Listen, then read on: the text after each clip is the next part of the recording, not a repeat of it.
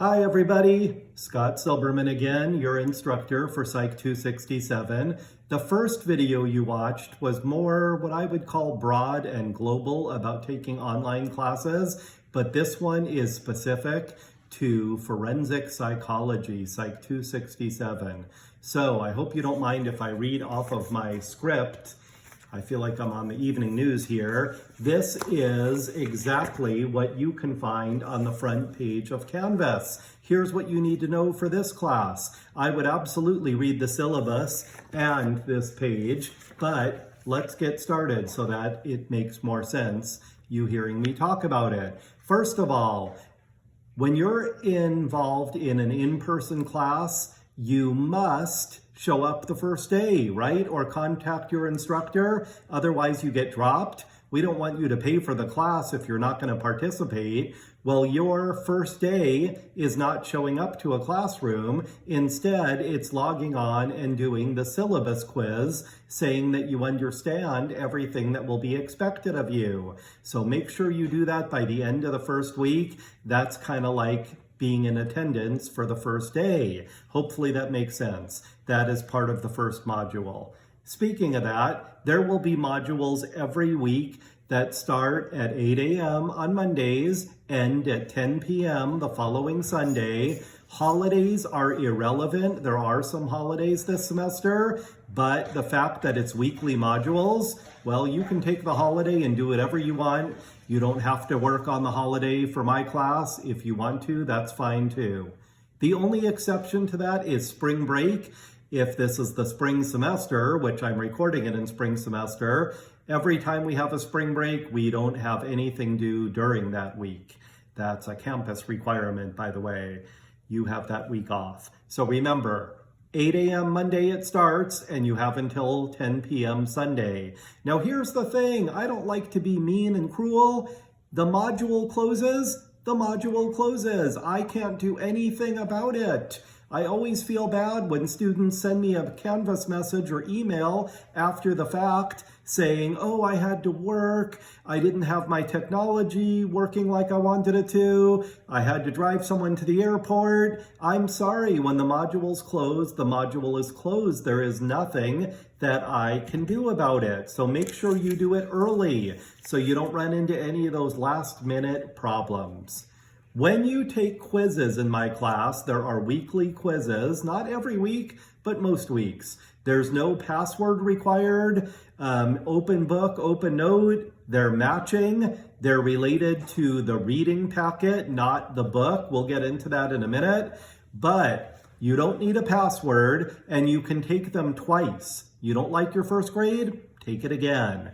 That is not true for the exams. The exams you can only take once. It is time limited because I don't want you to be looking up every possible answer and staying there all day. So you have a limited amount of time. You have to take the exams in one sitting and you need to complete it after you start it within a designated time frame, and you can only take each exam once. The password or access code is the word unexpected.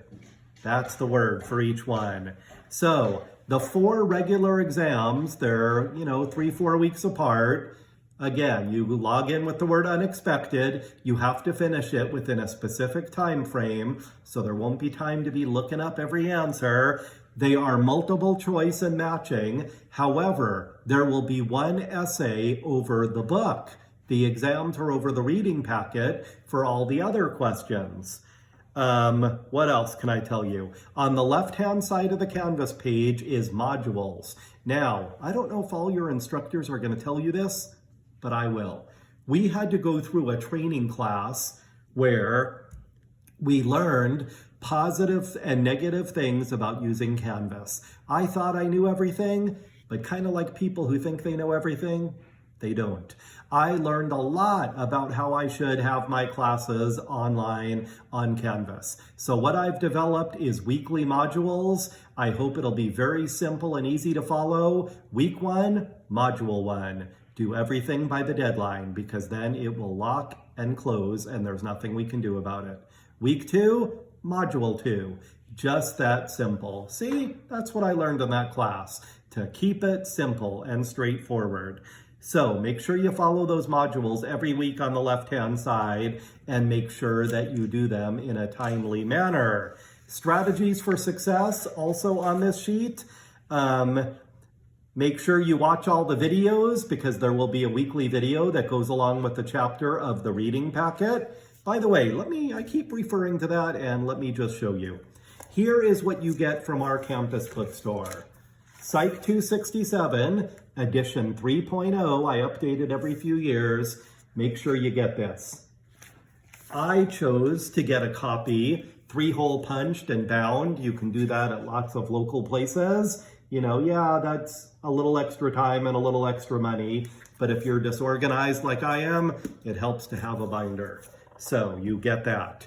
Then we will be reading a book during this semester, and there will be weekly assignments about the book. You'll have to keep up with it, and every exam will have one essay question about the book, so be prepared for that. It's called Anatomy of Motive by John Douglas. He is the man who started FBI profiling. He's like the George Washington of FBI profiling. This is the paperback version. It's less expensive than the hardcover version, even though it's word for word the same. So make sure you get one of those. You like hardcover books as keepers? You might want to get this one. But it's less expensive to get the paperback one. Our bookstore has this. You can find it in town at bookstores. You can find it online at different retailers. So you want to get that.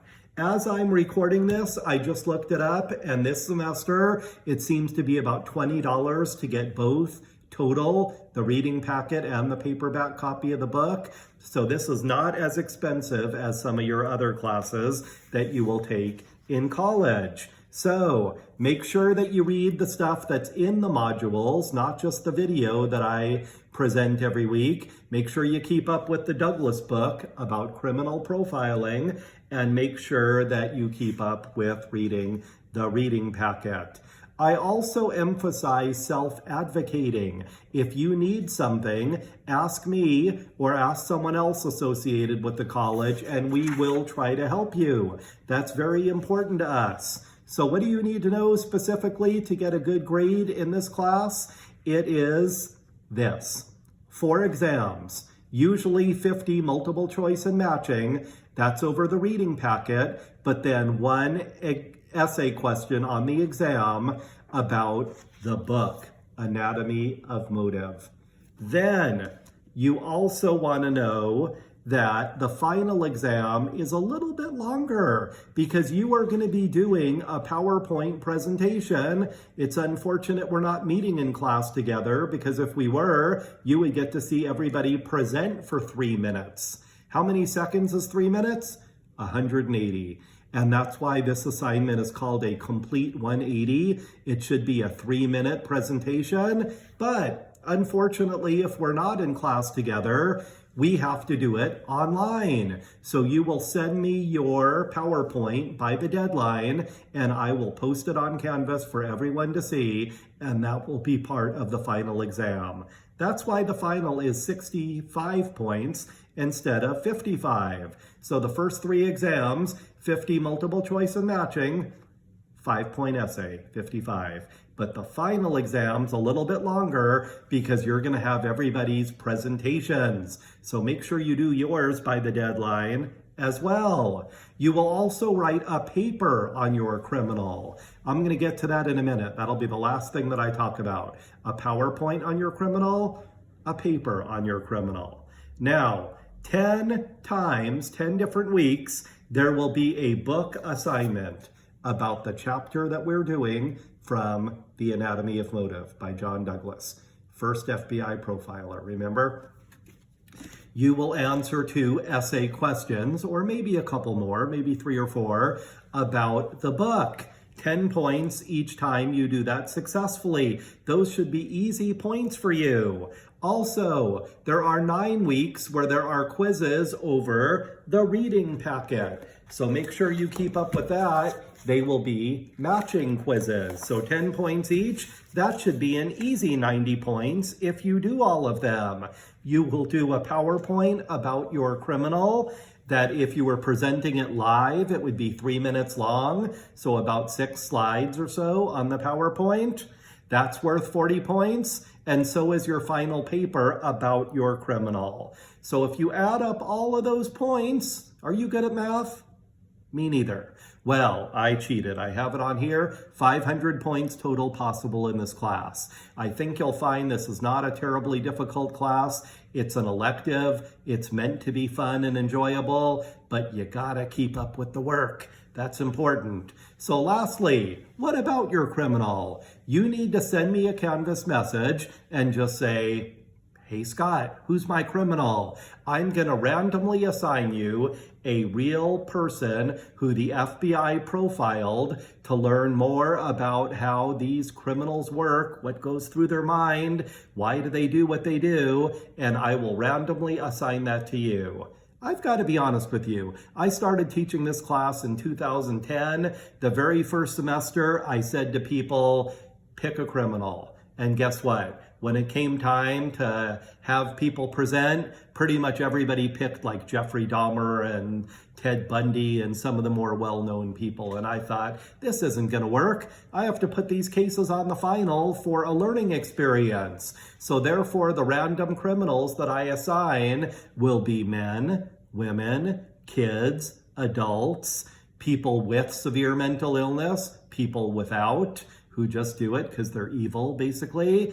There will be arsonists and murderers and poisoners and financial swindlers and all kinds of different things to make it a better learning experience. So therefore, I want to warn you, we always call this a trigger warning. If this kind of stuff brings up anything in you, maybe this isn't the right class for you to be taking, knowing that it's about the criminal justice system and courtroom related matters in general. You might want to consider if this is the right class for you. But if you're like me and you watch a lot of those true crime shows and you're curious about how the criminal mind works, well, I think you might just enjoy this experience.